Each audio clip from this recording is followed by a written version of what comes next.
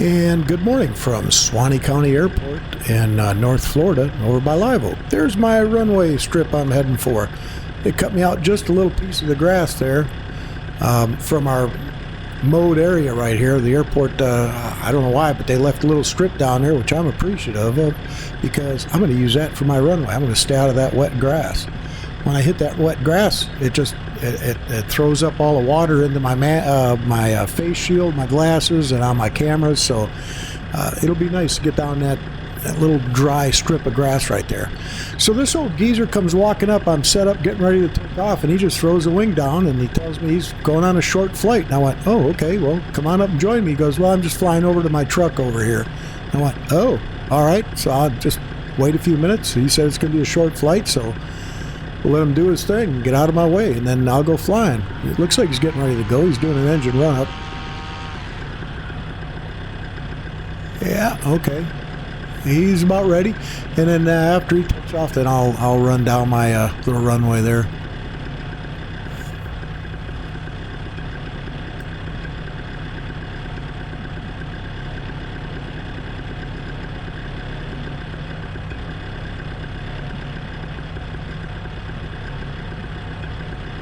And just for context, he's flying an Atom 80 on a pretty fast little wing, and he's hauling a camera behind his wing. And you can see the camera bounced on the ground, and it kind of pulled his wing down a little bit. Did not have any breeze this morning. There's really no breeze. So I guess he needed a little wind to get that wing up. All right, so I'm just going to go ahead and take off, and I'll wait for him in the air, let him get reset. Figure maybe he'll pull the camera off of there and take off. So here I go. I'm going to head down my little runway.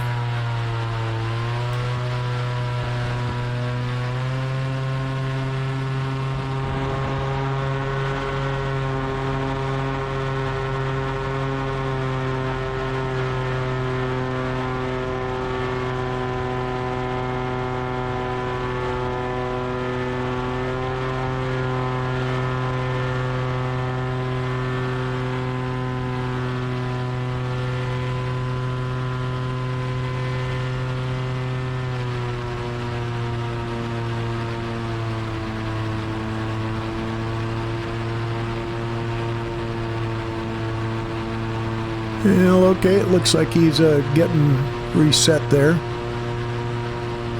All right, so I think I'll just go mess around on the south side of the airport for a little bit. Obviously, looking east in the morning, there's the sun coming up. And checking for traffic, no traffic coming. They were taking off to the west, so I don't see anybody taxiing for takeoff. And I checked right and didn't see anybody coming in for landing. So I'm going to come over these fields just on the south side of the airport, just goof around here for a little bit until he's ready to go.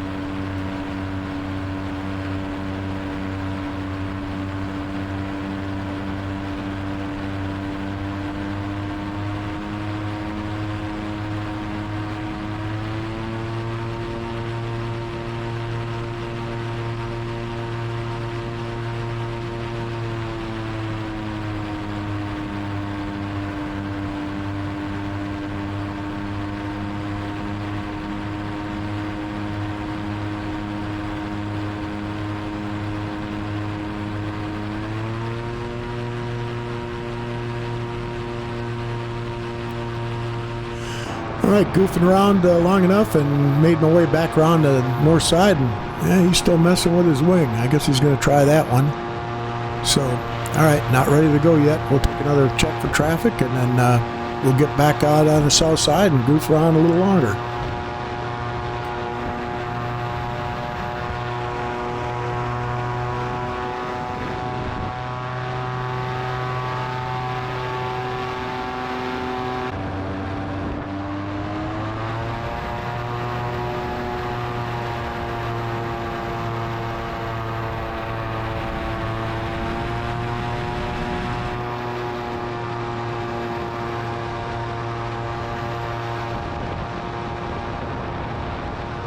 You know, here's a couple of pretty little fields here. It looks like this guy's getting his hay all rolled up and getting ready to load on that truck on the far left there. We'll see it in just a minute as I come back around. He's got a bunch of his equipment and some hay coming up down here, so he's cutting this field as well. So it is that time.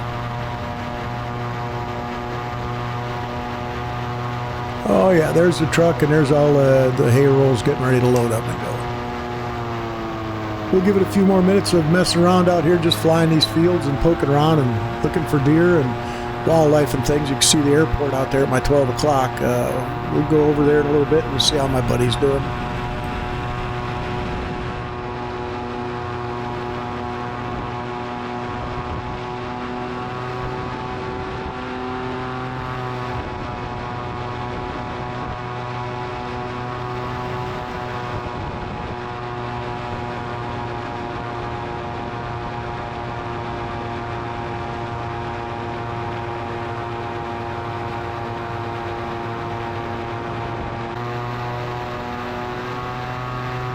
Okay, after checking for more air traffic, made my way back over to the north side of the field. There's my runway at my left foot. And I see he's got his trike out there now on the corner of the runway. That's where I took off from. So he's going to probably do this runway run himself. Looks like he's walking back and going to go get his wing. Okay, so he's about ready. So I decided I'm going to head out west here for a little bit and waiting on him to get set up. And he could come find me on the gaggle lap. So when he launches, he'll see me and he can see where I'm at. And I'll just meet up with him out here. So I found me a new field out here. I haven't buzzed this field before, looked at it. It's got some interesting crop on here. I'm going to try and figure out what that is. So I'm going to come down and take a look, but this is a field I haven't been to before. So the first thing you look for is stick-ups, power lines, anything bad, anything that'll get you, any grabbers. So give it a good searching before you go below the tree line level.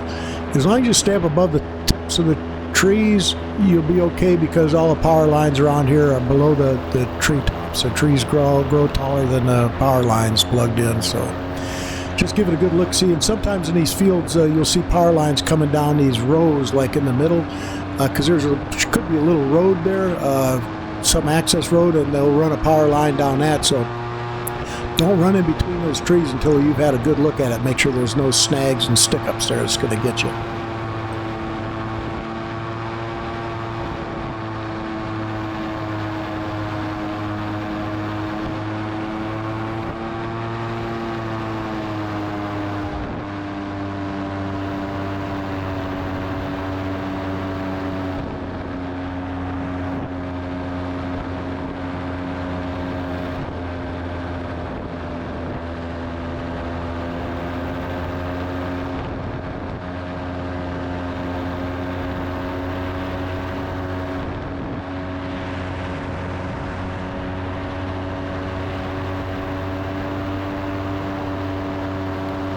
Okay, now I'm not a farmer, but so I'm not exactly sure what this is, but this crop, it's got bladed leaves or bladed, bladed leaves to it. Kind of like a Spanish bayonet plant or an agave or something like that. I'm not sure what it is, but they're not any taller than the bushes, and I know there's no power lines right here. I flew this. See it stick up by my right foot? Gotta watch out for those. Those will get you. And this little roadway right here didn't have a power line on it, so I'm good to cross over. Now it looks like these pathways in the middle are just wide enough for semi-trucks, so like as they're driving down the middle aisle, the pickers are picking on both sides and putting it in the back of the truck, so they look like there's space for that. There's an excavator on the left. These plants are not any taller than regular bushes and stuff, so I guess if I was standing down there, maybe chest high. Is about as high as they are. And like I said, they got real broad leaves to them, and they stick up kind of like, they reminded me of like the top of a pineapple, but I know they're not pineapples. So I am not sure what they are. If you know, put it in the comment. Let me know what it is. I'm kind of curious. I actually thought about landing out here because he's got plenty of landing spots for me out here. You look at these and I just can't tell what it is. But these got a couple little roads cutting through here, the access roads and paths, and I saw one dirt road out here you'll see in a little bit that looked pretty good for landing. But I figure, well, maybe one of these days, if nobody knows what it is, I'll have to come out here and just kind of park this machine out here for a minute and run out and take a look and see what it is that's growing on there. It's got my curiosity up.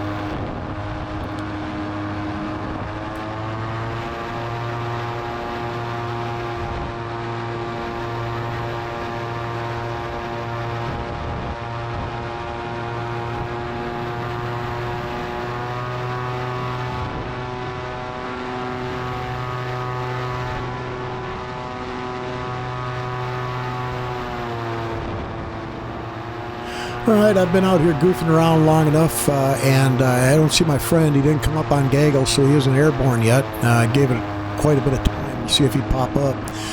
So obviously there's another issue, so I'll head back to the airport. Now, if you look off to my left, you see all that forest out there?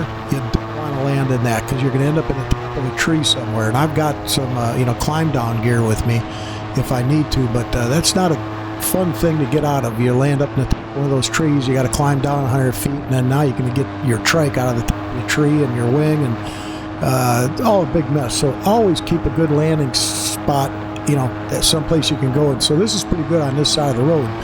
But I'm going to head back to the airport in what I call IFR. In regular aviation, that means instrument flight rules. In PG aviation, that means I follow roads. So I'm going to follow this road back because on the left side of this road, there's no power lines. And I don't have any crossover lines on this going from the right side to the left because there's nothing on the left that needs power. So this is going to be my emergency landing strip for the way back. Try not to get smacked by a car. But it's better than landing in the top of a tree. So all the houses are going to be on the right, all the woods on the left. So if I do need to make an emergency landing, an engine failure or something like that, I got this chunk of road down here I can make it to. So we'll head back to the airport and see what's the big hang-up is there with my buddy.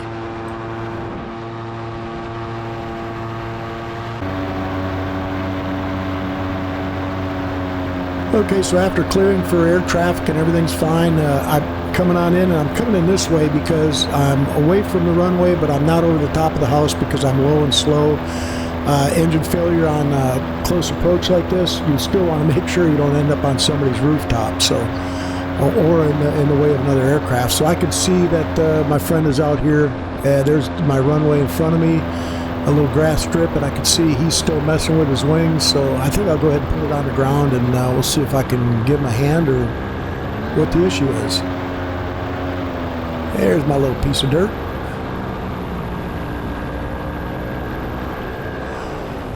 So we're just going to stop here, shut her down. I'm going to drop my wing on the right. Still just got a little bit of breeze out here, but not much. It's still real quiet. There he's got his trike out there messing with his wing. So to finish the story, is got his wing set up. He took off, made a left turn on his turnout, and I heard a pop, and then it got really, really quiet. So he came back in, landed, hit this runway. Matter of fact, hit the runway, and we ended up walking the stuff back, and it turns out that it blew the spark plug out of the top of the cylinder head. So the spark plug was just pushed out of the cylinder head, so that's why it got real quiet, which is something you never want to hear in aviation. You don't like quiet. So we're shutting things down. Thanks for the view, and if you have any comments, please let me know below, and I'll answer you back. Safe flying, happy motoring.